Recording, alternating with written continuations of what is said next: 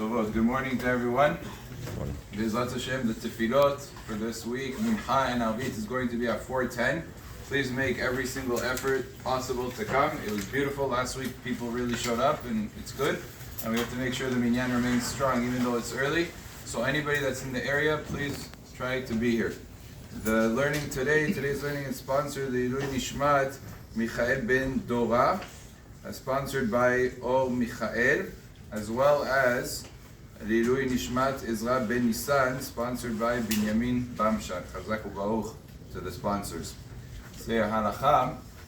The halacha tells us that as we were discussing this on Friday, if a person is unsure if he said Birkat Hamazon or not, and he was full, so it means he's obligated from the Torah to say Birkat Hamazon, except that he's not sure if he said it.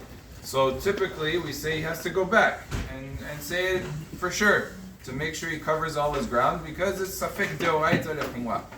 On Friday we discussed what happens if his wife tells him that, look, I saw that you said it. You said it already.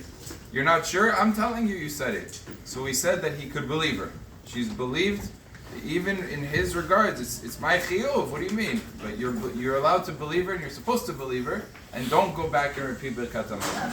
Question is, what happens if a child who's not bar mitzvah, he's 8 years old, 9 years old, do we say he has trustworthiness, ne'emanut, to tell his father, Abba, you said it already?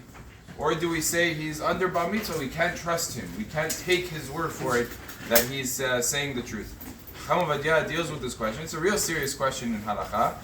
Basic conclusion of the halacha is it depends on when the child reminds his father. He says to his father, what do you mean you said Birkat Hamazon?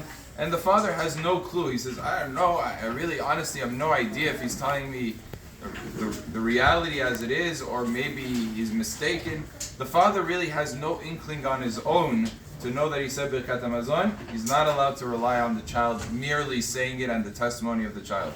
However, if the father himself has recognizable signs, in Hebrew it's called raglaim ladavar, that there's something in the circumstance that indicates that he really did say it. For example, let's say the child tells him, you said Birkat Hamazon, and the father remembers that he did Mayim Achronim.